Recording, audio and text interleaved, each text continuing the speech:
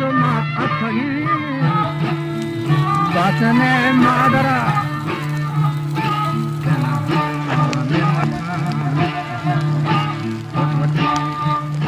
دستانی قدرت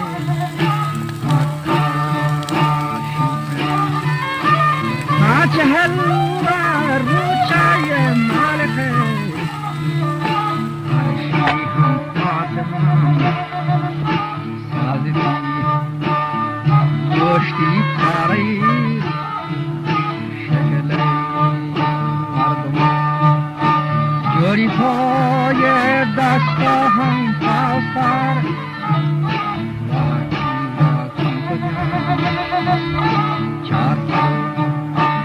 الله هم چاربا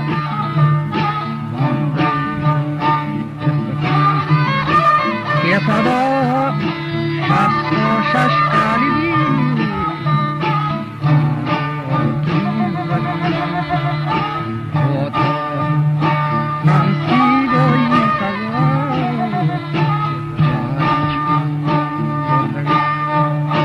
پنجابای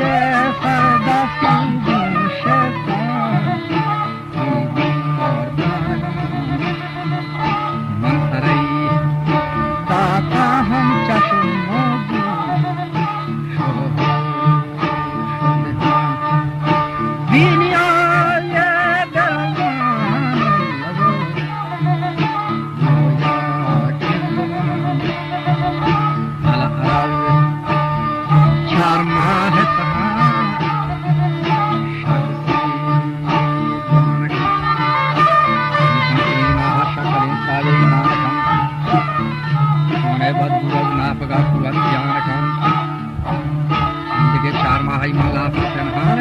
जब बाद अज़ महाली सरवीन और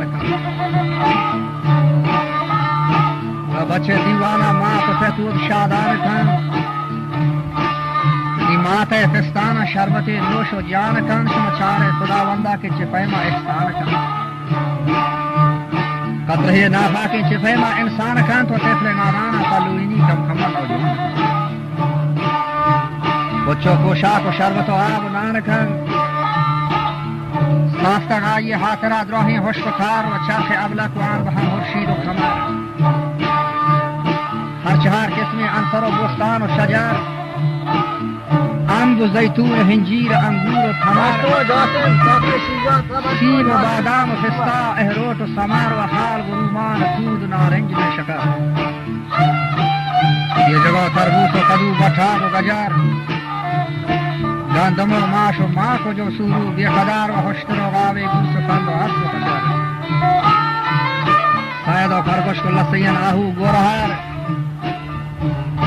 तीहा शमशाद व कपिंजर देवा निजार खुद हुदो कुमी शातल व चाही जब जफर शारिकी चर्द तूतियो ताऊस व दिडार